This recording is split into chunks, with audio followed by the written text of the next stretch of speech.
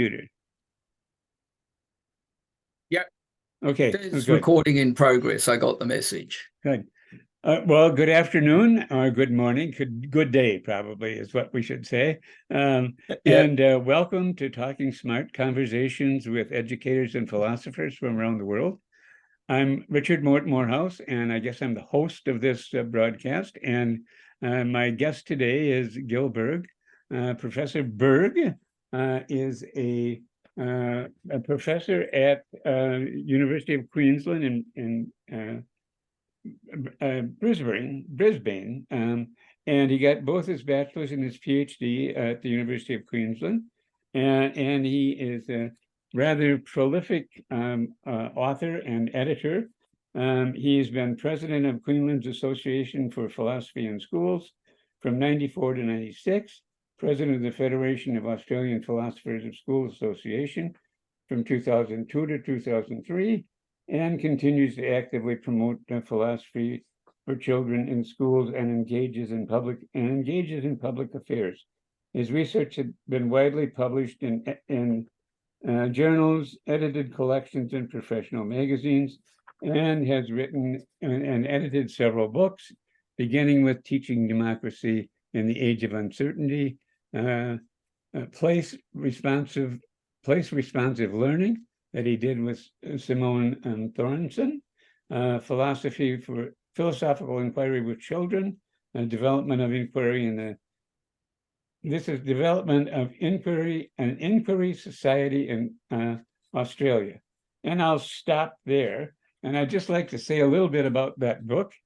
It was a great joy to review that book, and it was a great learning experience. And I think my perspective, for the rest of the world to hear, I suppose, I think Australia has done some unique things in trying to get philosophy really embedded in educational culture. I'm sure with mixed results, as they all are, but I think there's really been a concerted effort to do that, certainly more so than the United States. And I think even in England and in Europe that is true. So that creating a philosophical society is a really great goal. But your latest work, the latest work on place is absolutely fascinating to me. So can you start talking about why you landed on the idea of place, and what's the value of that in terms of philosophy and philosophy education? Okay, thanks, Mort. I'll start off with a brief general account, but the idea came because, as you probably are well aware, I've always been interested in the notion of democratic education, as opposed to education for democracy. So I'm interested in that idea that Dewey talks about, that democracy not as a form of government, but as a mode of associated living. So I got interested in this idea of democratic governance and what that means. But then having done a lot of work with Simone Thornton, we had met up with an Aboriginal philosopher, a Kumberi woman by the name of Mary Graham. And we started getting interested in Indigenous ways of governance. And we did a lot of chatting about that. And then it became clear that at least in an Aboriginal context, that identity was linked very much to land. So land doesn't belong to us, we belong to land is the way in which they couch it. And it sort of struck me as almost like so obvious that why, when we think of democracy, we think of it as basically what I call sort of an epistemic exercise, where we're subjects and we're caught up in this sort of epistemic discussion, but the ontological nature of self, meaning that wherever we're discussing, we're always discussing it embedded on the ground. Our feet are firmly on the ground. So in that sense, we always talk in context. So the idea is our identity is wrapped up in our geography. And in a broader context, that means what it means to have a sense of place. And now the question becomes, if we speak about democracy, the obvious question rolls out, well, historically, democracy, when it develops, like all political systems, is historically embedded in a particular area. And that's very important because, as Mary puts it, the land is inscribed with culture. So, land is not like we just have culture and then we have this neutral place in which culture sits on. It's inscribed in the land. And just one last thing on that, it's true. And so if we look at what we now call the modern world, it's inscribed in our architecture. Our architecture tells us what sort of political beings we are, what kind of identity we have. And, clearly when we look at a lot of our architecture, it's all private enterprise type of architecture rather than democratic architecture. So I started thinking, what would democratic architecture, look like? And from that, I discovered there was a lot of interesting articles and other publications on what's called place-based education. But place-based education was often just talking about being outdoors rather than what place is. Whereas I see where you and I are, this is place. I mean, Sadler's Crossing, and Sadler's Crossing is, a place that has an ancient history and a post-colonial history at the same time. So that's where it becomes important. And I think it has repercussions then for education. One of my questions is, how narrowly should one look at place? In other words, does place, exposure to place go to individual schools, to neighborhoods, toward larger cultural differences? Where is or should there be some kind of definitive connection between a place and a little bit larger place? If that makes sense. It's actually a good point. I mean, Dewey talks about the greater community, and I think he explains that well, at least in terms of the social nature of it. That is, we're at the school is part of a catchment area for people that come usually from local areas, sometimes a little bit further, but mostly local areas. So what you're bringing with you is all your cultural background with you, but the cultural background then has a history, whether that history is just local or migrants coming in and various other things.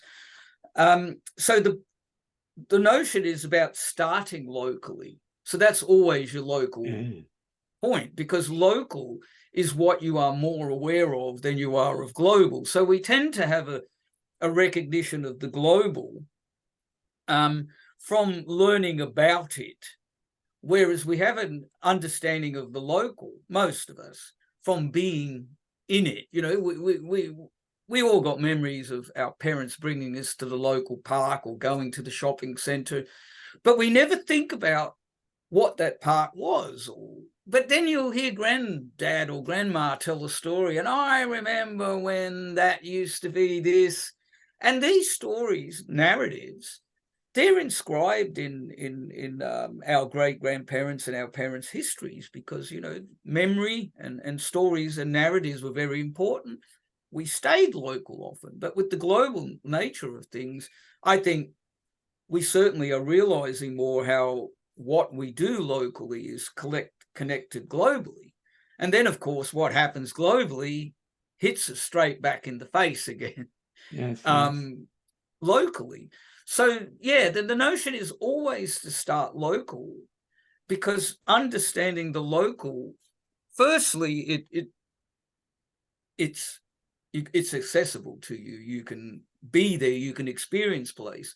But I think equally as important is that when you get the local, you get to actually understand problems that relate to you. They might only be minor problems, you got homeless, you got major problems like homelessness, but you only see it maybe with a few homeless people that you notice, rather than seeing homelessness as a global issue. But when you realize it, that you might see 3 homeless people regularly, you can start to wonder how that happens, who are they? And when that happens, I think you get an understanding of that local economy, the local culture, and that sort of extends that on how those global forces impact back on it. But understanding the local, I think, is essential for understanding the global in that sense. Yeah. Well, thinking about qualitative research, I got interested when I was teaching part of a course at Drew, and so I was read something that I hadn't read before, but it was Clifford Geertz in an article where he talks about near experiences and far experiences. And it's interesting because it's kind of that Deweyan perspective, because I think as an anthropologist, what Geertz argues is that the near experiences is when you kind of live the experience with the people, so that you are in the culture. And then when you become a academic about it, you have a far experience. And so that you look at that and look back and forth in terms of your larger global picture and how that gets translated into. And I think that's kind of where your work is situated too, isn't it? Yeah, that's an important point to recognize. I think when I was reading John Dewey, he talks about the relationship between habit and habitat. So my habits affect the habitat, and then of course it changes the habitat. It could be physically or conceptually, but it changes it. But that again affects others, and then that re-affects our habit, and we can get into this sort of ongoing cycle of habit and habitat. But the important thing I think that Dewey raises there is that happens intentionally, unintentionally, wittingly or unwittingly. What we got to do is reflect on those habits so that we don't get this vicious cycle of what he was certainly back then concerned about industrialization and how that was affecting, globally everything. And then he certainly probably would never have had thought of what happened like it does now, right? So when you look at that, and many people would argue that, either Dewey intended that to mean place at the same time, whereas some people argue he didn't. But my argument is whether he did or he didn't is a moot point. His idea of that habit and habitat lends itself to looking at habits and beliefs being, I guess, what you might now call sort of eco-constructed, but the importance is, if we understand more the place in which we stand, it makes it more conducive to reflecting upon it.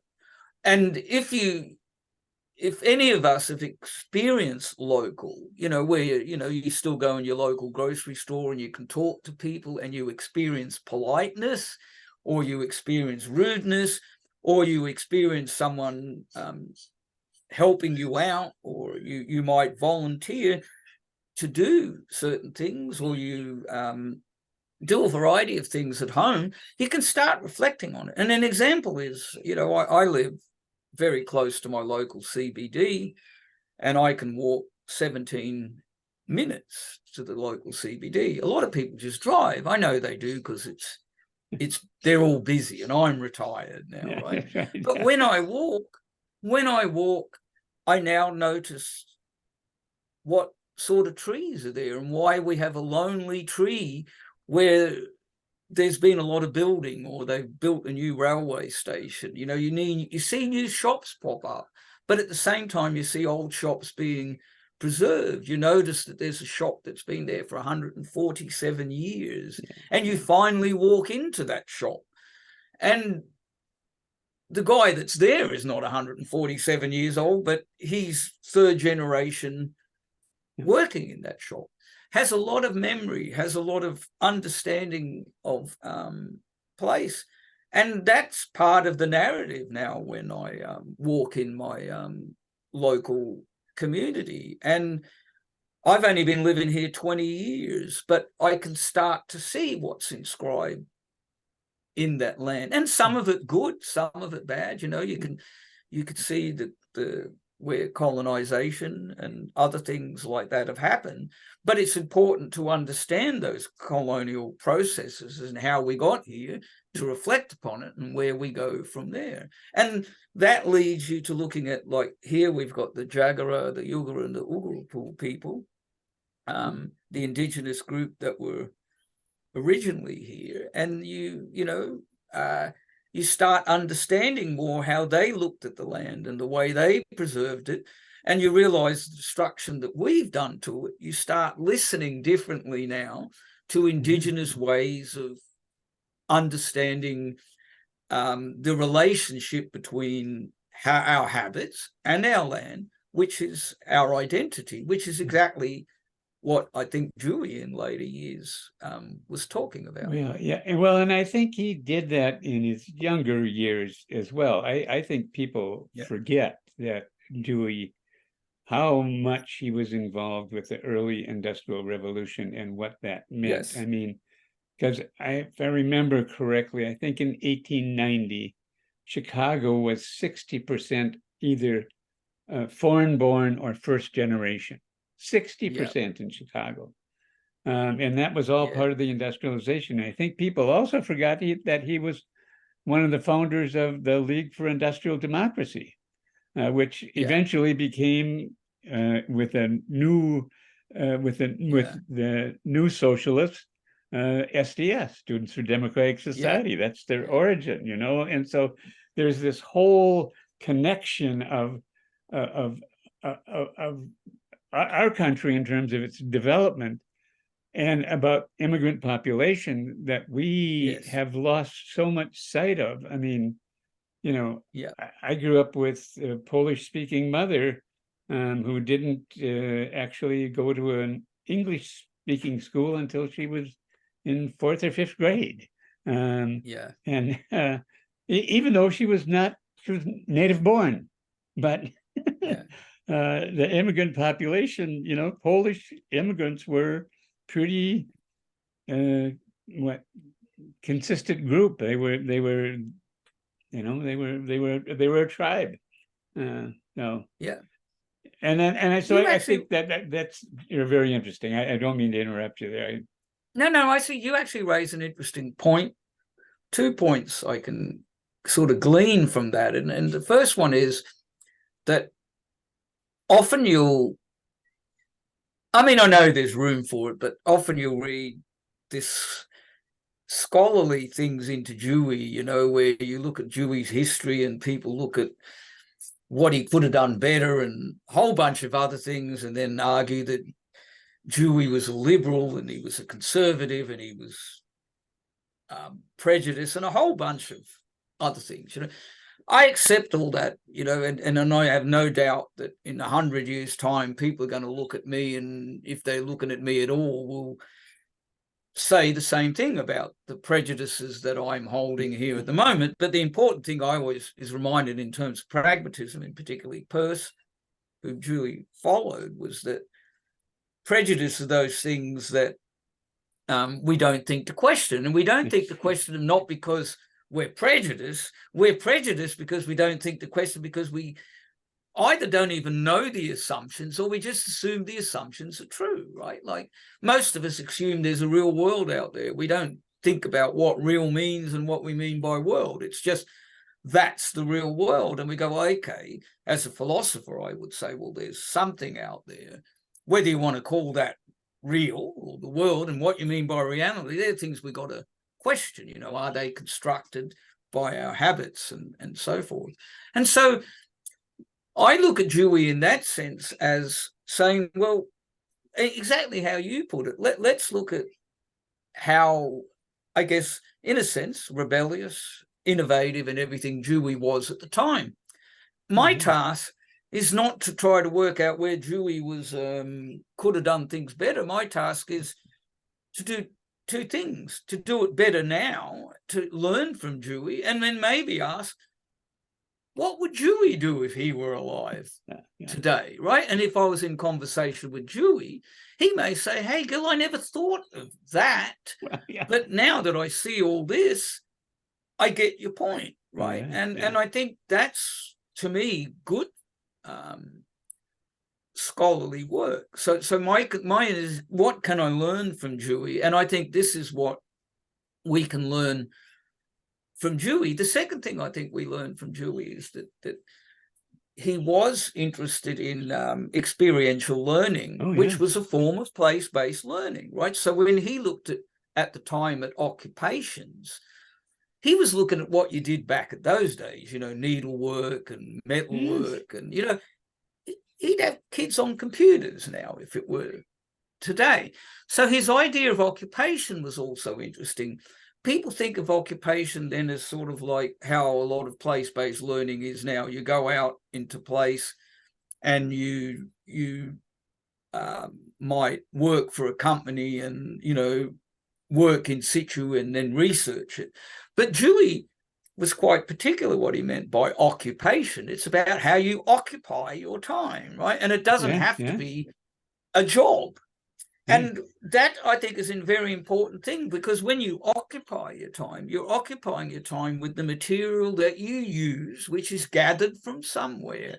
You synthesize it and you turn it on a spinning wheel. You understand what the spinning wheel does. So you get some science. You understand the ethical implications of where the wool was sourced, on and on and on and on it goes, right?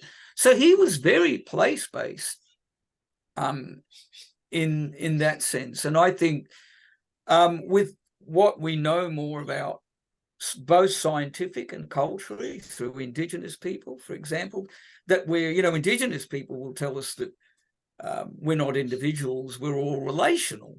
And science is telling us we're all relational. All an individual is someone with a particular self-focus. But I don't have any selfhood in that sense without the relationality, it's my connectedness. So science talks about systems theories and so forth. So everything connects now. And if you know all that, you could ask yourself, well, how does a Deweyan's perspective fit into this? And you start realizing place becomes important. It's not so. If I go back to Dewey, you can say place is not just a neutral space where factories were built on. Right? It's a form of epistemic colonization. You're inscribing those habits by changing the complete nature of place by turning it into an industrial area. And that, to me, is what Dewey was concerned about. We were losing contact because everything was built over the previous inscriptions. And I think that's important to understand archaeologically, if you like, the layers of strata underneath that. But they're cultural layers, right? And I think that's a really important thing we should learn in schools. Well, yes, and I remember when probably in the 60s when people were trying to sort of get past Dewey and did progressive education fail and all of that kind of stuff, and I think they missed the point that Dewey was trying to make about talking about that place areas, because they said, well, of course kids know what's going on in their neighborhood. Why do they have to be sort of reintroduced to that? That's where they live, and this is just silly, and it's doing a lot about nothing, but they missed the whole point about being embedded in that land and in that place. So I think it's very important now, because we're getting more and more disconnected with land. As you know, this is terrific that you and I can talk like this, and it costs us nothing but to be pay for broadband. You know, that's it. Whereas if I wanted to do this, I'd have to go to Wisconsin, or I'd have to, and if I couldn't, I'd have to get work to fund me to get there, or I'd have to catch an airplane just to have a half an hour interview. But at the same time, if that's all we do, and I find a lot of education is becoming technology driven, and whereas technology used to be a tool to assist us, it's becoming more and more the very thing that is the education itself. And the more we disconnect ourselves, the harder it becomes. And I find it problematic that learning about something doesn't necessarily mean we learn what it is to be that something. So I can learn about all sorts of cultures on the net and be very, very knowledgeable about it, even probably more knowledgeable than the culture itself.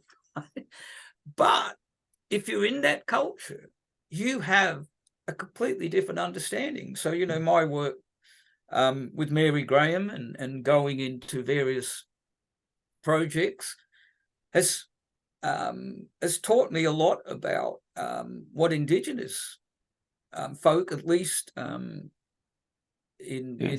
her local community, on how the different ways they view things. And it's not like those ways are actually foreign to us. It's just that we got lots of theories about some of this stuff, but when you actually see it being practiced or doing it, or you realize the histories of it, or you're standing on a place that you didn't know wasn't weeds but good bush tucker. And if I was somewhere, if I knew that, I would survive instead of die, you know. And that always, and the interesting thing part about that, I always remember in history reading about, you know, the so-called great white explorers who would perish, most of them trying to cross Australia, and yet there were all these Indigenous people that they were avoiding who could have helped them understand that if you just eat this, it'll make you survive, or if you dig under, you'll see there's water, right? And there were so many stories about that, but yet we go in and desecrate the land. But it's still interesting when you listen to all the Dreamtime stories and the historical stories. The important thing I've learned about Indigenous cultures, at least in Australia, is they never lose that millennia of connection through their narratives, right? And to me, that is pre-Julian, that whole idea of understanding narratives and where it all fits in. It's a form of, to me, it's a form of ancient pragmatism. So we can learn a lot about that land-based stuff and sort of integrate it into our form of pragmatism to make it a richer form of practice. So I look at it as a kind of place-based. Well, and I think the spiritual element that you talk about in the paper too is really, and I don't know if this is a good perception of it, but I've always been fascinated by the stories, at least about Aboriginal people in the center of Australia, where they go to the mountain there and sing the world into existence every morning. And to me, that is so powerful an idea that and it's so much about both the spirit and the land, and about being human in the land, and that we do need to sing the world into existence, and we sort of all need to do that every day. That's where I think Western world is somehow missing that point. And I think more so, I mean, you get elements of all this back when you look at pre-industrial society. You know, as you know, if you look at a lot of Celtic societies and various ancient societies, those rituals were important, right? And that, I think the trouble is a lot of people still think of spiritualism as religious. When, you know, Mary is clear to say it's not a form of religion at all. And it's not also a form of sort of some alternative religion, like a lot of pagans might practice ancient rituals now. That's sort of being turned into a bit of a religion. But when you look at that, they were important rituals to understand seasons, to understand when to use the land. So, just because something was plentiful, it doesn't mean you raid that plentiful pond at this particular moment in time, because you're not going to have anything for next year. So you've got to understand that pond very well. So maybe that's not the time to raid it, because that's breeding season. So because that's breeding season, you leave well alone until everything grows up a little bit. Then you take some of the adults, and you always have something there for next year. And I think that when you look at that, you see a careful observation of the land. And I think that's the thing I'm getting at, the careful observation of the land, to me, is important. And if I can indulge, I'm always reminded of, you and I are pre-Google people, Yes. And I don't know if you remember, but I remember when I was a kid, I'd go with my friends to this place called Bradshaw Park. Now, I thought Bradshaw Park was like a big national park, but, went back there and it's a couple of acres. Right? But nonetheless, it looked like a huge national park with streams. It had frogs. It had all sorts of things. Unfortunately, I'd collect the frogs and put them in the pond at home, which I wouldn't do now. But the interesting thing about that was we used to explore and we used to see phenomena. And I'd say to my friend, why do you think those things are there? And he would come up with an idea, and I'd go, yeah, that sounds. And then we'd walk a little bit further. So that can't be, because look, this has happened. So what you do is you would learn. I couldn't Google. So then you could, and if you were lucky at home, you could go to an encyclopedia and read it up. But most of us would need to wait till we went to school and go to the library. And if it wasn't there, we'd go to the council library.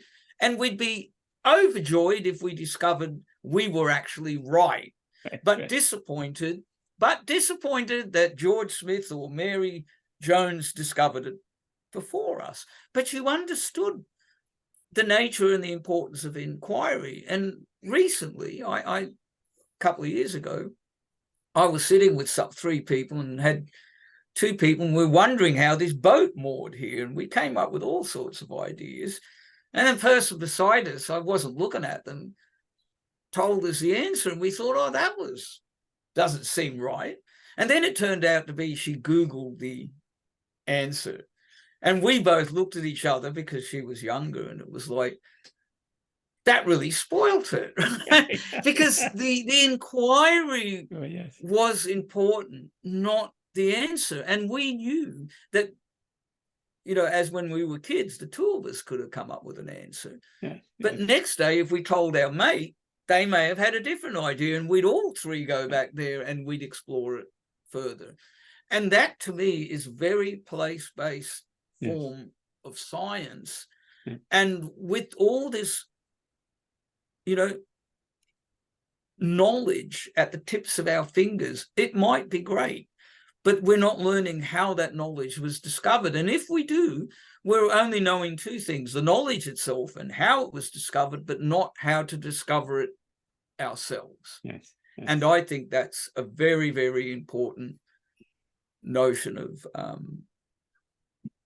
place. We used to climb the bluffs around here. That was our, and so it was probably for where most of the people lived. You probably had to go walk a mile or two, and then you were up in the bluffs, which were pretty wild at the time. And I remember some spring day, probably in April, maybe late March. That was a lovely day. So why don't we climb the bluff? And we were fine until we decided to go up the north side of the hill, and found out the snow was almost up to our knees. And we thought, what's this about? And then we learned about the snow in the sun, and what the north side of the hill does to snow in the northern hemisphere, and it was like, oh wow, this is amazing discovery. The snow doesn't Yeah, melt as fast on the north side of the hill, you know. It's like, exactly. yeah, and And who didn't know that? Well, we didn't. I think that is the important, if you bring that to Dewey, it's that important thing about experiential learning, Yeah, right? It's not that you're getting the right answer, it's knowing how to explore yeah, for the best explanation. And, you could, and this is where it links to local again. So, we could come up with a great theory about what happens in Ipswich, and it may be true. But then I'm talking to you now, and you go, no, that happens in Wisconsin for this reason. And then you got a big question now. Am I right and are you right in both cases locally, or one yeah, of us got it wrong? And then you yeah, realize, well, okay, if it's about ants, well, ants might be a different species where you are. They act differently yes, where you yes. are. But we discover there's some commonality about the ants. But in other words, they all build high. It's just that where you are, they don't need to build high because it might not rain where it floods every time here. Right? Well, So yeah, yeah, high is different to the ant here than yeah, it is there. Right? And that, yes, to me, I yeah, think is a really important way to also understand what we get that problem of relativism. Where some things are relative to X and Y, but that doesn't mean that notion of that that truth is relative. It just simply means that there are some explanations that are just that clearly rely on being relative to that, whereas others rely on being yeah, that. There ain't yes, no problem with that. Two no. cultures act differently. Oh, yes, Fact. yeah, Whether they should act differently, well, then that's a completely different reason. yeah, And place and history might be very important as to why they should continue acting that way here and acting that way there. And I think there is, and I think last thing I wanted to say just on that bit is it's really important that I noticed that a lot of schools that I knew at least were bringing children back out into what we call excursions, so they'd go to the okay, local museum, they'd go to parks, but there was no real learning involved in that. And then I discovered, some interesting things here through people like Simone Thornton, who, I do a lot of work with, Mary Graham, but also in particular, an academic or a professor in education here by name of Peter Renshaw, who recently retired, who was also a Jewian. But he did a study with another academic, Ron Tooth, and they looked at six, I think, or half a dozen, six. It was six environmental education places around in Queensland. So instead of the schools doing their own programs, which have been cumbersome, they'd go into these places that were doing proper place-based education. In other words, this might be a national park. So they discovered different things, like, so when you're looking, if you're going to Stradbroke Island where it's water, you live with notions of ebb and flow all the time. So yes, ebb and yes, flow become very important. The shoreline is always changing. So changing shoreline leads to changing of habits of animals and so forth, which could be different than a rainforest with a canopy on, which is the other environmental place. So you learn different things. And when you learn that connection with how Indigenous people look at those things differently, you can see that the Stradbroke Island people have different ways of dealing with things than the people in the rainforest, because the ebb and flow doesn't happen in that kind of constant way with the tides. So what they do here is right for that place, right? But it's not, if they import that knowledge into that rainforest, it ain't going to get them anywhere, right? And that, I think, is but then as somewhere, as you would look at those cultures, the rainforest always connects to their some way. But the important thing now is to get the relationship between and there's a lot of relationship between the ebb and flow here and the rainforest. And there's different cultures living between those two areas. So we got to find out how to communicate. And Indigenous people in Australia, they communicate interestingly through song lines and various other ways, right? Kinds of things that, you know, in different ways we did when we had people living on the land singing folk songs. We just repeated things about our histories and they'd add verses to it. But they were all vitally important to the way that we're living. And that's been stripped away with industrialization and now with technology. And I'm not saying we shouldn't have it. I'm just saying we should be aware of that issue. Yeah. Well, a couple of things before we probably sort of wrap this up. I've been reviewing a book by Wayne Henry. I don't know if you've met Wayne Henry or not. He's a Canadian, lives near Vancouver. Anyhow, he has a book called A Philosopher's Guide to Natural Capitalism, a sustainable future within reach. And it's very interesting for what he does deal with and what he doesn't. And I'm going to try to integrate some of this idea about Indigenous cultures and whatnot into my review of this book. But and when that all happens, I'll let you know. But anyway, and I wanted to, maybe for my part of the closing, I just wanted to say too that, you know, we talk about the impact of culture and the kind of culture we're in right now. We're on the internet. And when I first did this, I heard some people say, well, why don't you do some things to make this more professional? And I said, no, I don't want to do that. I don't want this to be professional. I want it to be conversational. And if it's not conversational, then that's for somebody else to do. But I don't want anybody to make any money off of this. And I just want to make connections, and people can do whatever they want with the connections that they make or don't make. And so I think I tried to at least have a sense of recognizing what this is and not making it into some totally, I don't know, weird artifact.